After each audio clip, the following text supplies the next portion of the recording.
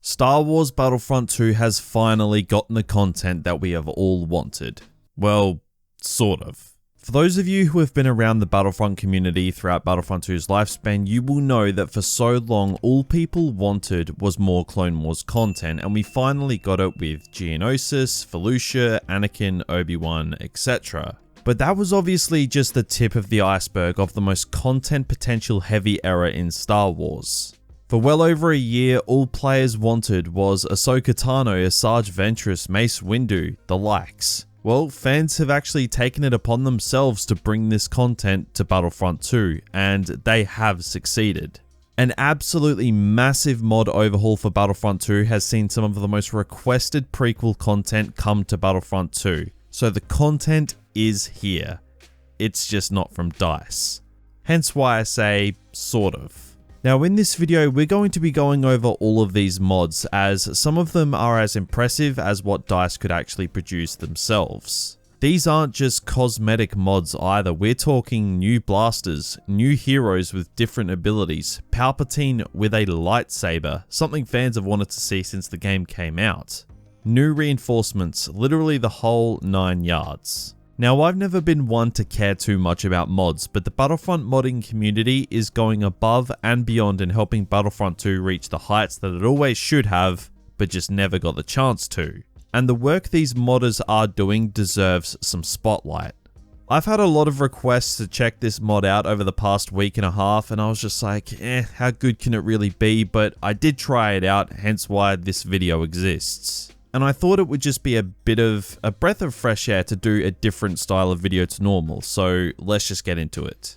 So this instant action prequel content mod overhaul brings along a stupid amount of content that we would have loved to have seen in Battlefront 2 if live service was still continuing. Now this mod took, from what I can see, over a dozen or so modders to complete, and they've been working on it for a long time. So what this mod does is remove the original trilogy era and sequel era from Battlefront 2, and it focuses purely on prequel content only, with new heroes, reinforcements, skins, blasters, and more. So let's go over the heroes first. The first hero is Ahsoka Tano, without question the most requested hero that Battlefront 2 just never ended up getting, and as we all know, if Battlefront 2's live service continued, she was pretty much the top of the developers' priority list.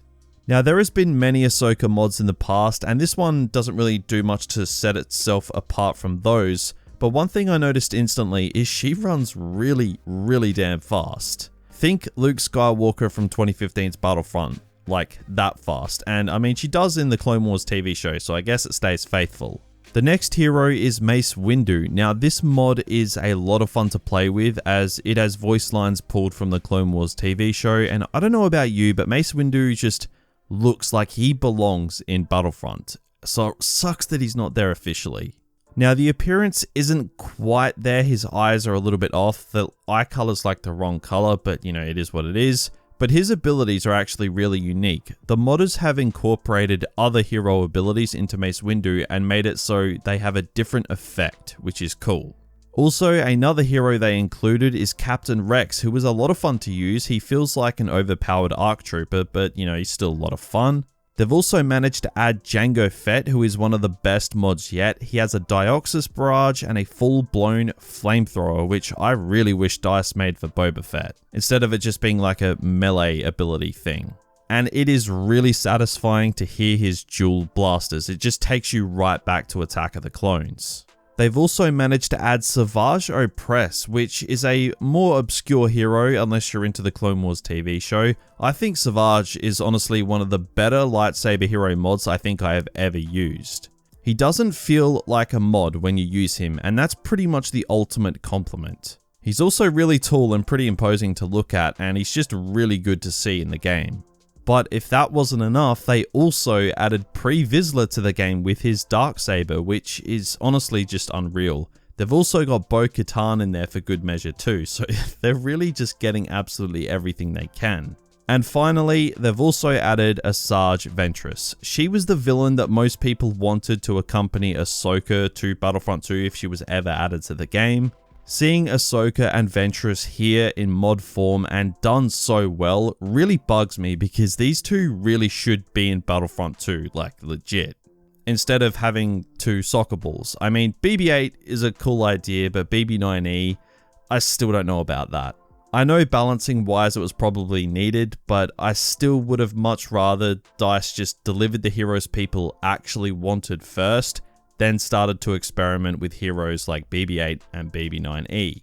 But I mean, what can you do? The past is the past. And the final hero is supposed to be Plo Koon, I think, but for some reason it spawns you in as Shark T, but I mean, she's still fun to use regardless. I think this is actually supposed to be like a Jedi reinforcement option, as you can change lightsabers, which I think is the way you're meant to change the heroes, but I just couldn't seem to get it working. Honestly though, with the size of this mod, it's actually unrealistic to think that everything will work fluently, so I kinda just took this as it is. But perhaps my favorite mod ever is Palpatine with a lightsaber. This is so great to see. A lot of fans requested this for Palpatine since the game came out, but reality had to be kept in check. We were just never gonna get this. So thank God for modders who brought this in with this massive mod overhaul. They managed to build this mod so it uses Darth Maul's rush ability but incorporates Force Lightning, as well as Vader's choke and Kylo's freeze. Overall, it's just a great mod, and I ended up using this for like an hour and a half, even though I only really intended to use it for like 5 to 10 minutes to get some gameplay and just test it out. Now anyway, moving on, there's also some really cool skins here. Now, they're not anything crazy, but the skin that they've put in here for Darth Maul is definitely better than the one that DICE gave us.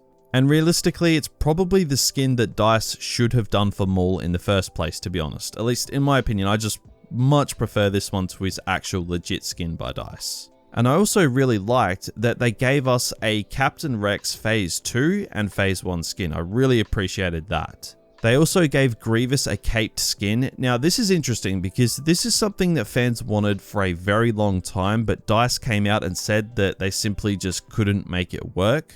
I think it had something to do with the cape clipping and General Grievous's model, as he is such a unique hero that they just couldn't get the cape and the model to work together. But it's cool to see that the modders have given it a go, and it's not perfect, but I still think it looks pretty cool.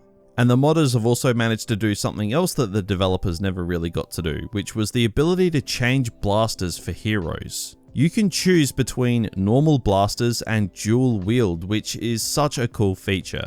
And they've also made it so all classes can use any blaster instead of the regular 5 or so for each individual class. So now, doesn't matter what class you are, you can pretty much just use any blaster you want. Like, this is the sort of stuff that this game should have had for real. Don't get me wrong, I'm not here to crap on Battlefront 2, I love Battlefront 2, but seeing modders take control like this and deliver the bigger and smaller things that we just never got, it makes you realize just how far from a complete vision Battlefront 2 actually was. But anyway, moving on, and they've also managed to add some reinforcements to the game. There is one big one missing though, and that is the Magna Guard. But I'm sure that they'll probably add this somewhere down the line. They're probably just a real pain in the ass to make. But they did manage to add the Sniper Droideka, which if you've seen the Clone Wars TV show, these guys will look familiar to you. They were really not afraid to throw in Clone Wars show content here in this entire mod overhaul, which is really good to see. Now they also added Senate Guards. Now these guys can be seen briefly in Revenge of the Sith, but mainly in the Clone Wars TV show. Now these guys didn't actually work. This is one of the things that bugged out for the mod. When you spawn in, you're just a floating gun, which is actually kind of funny. And speaking of funny, this happens when you use this mod. If Jango Fett and the Avician Gunner had a baby, this is the result, and I love it. But anyway, back on the side of stuff that does work, there is also a Republic Flame Trooper reinforcement, which looks badass and just plays even better. There's a Republic Gunner, which you'll recognize from Clone Wars Season 7, and a Republic Shock Trooper. There's also an option to have helmetless clone troopers as well, which is a really good idea, as we see them without their helmets tons of times in the Clone Wars. This really is, overall, the biggest mod I have seen for Battlefront 2, and probably the best large-scale mod by a mile. And I really hope that the modders continue adding to this.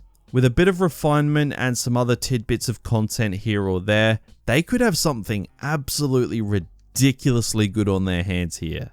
Now, obviously, you can only use these mods if you're on PC. If you do want to know how to download them, I'm not really your man, but I will refer you to a buddy of mine, Woof Woof Wolf. He's the mod king of Battlefront 2. He's got a great video which will show you how to install these mods. So I'll link that below. Make sure you check that out if you do want to install this mod.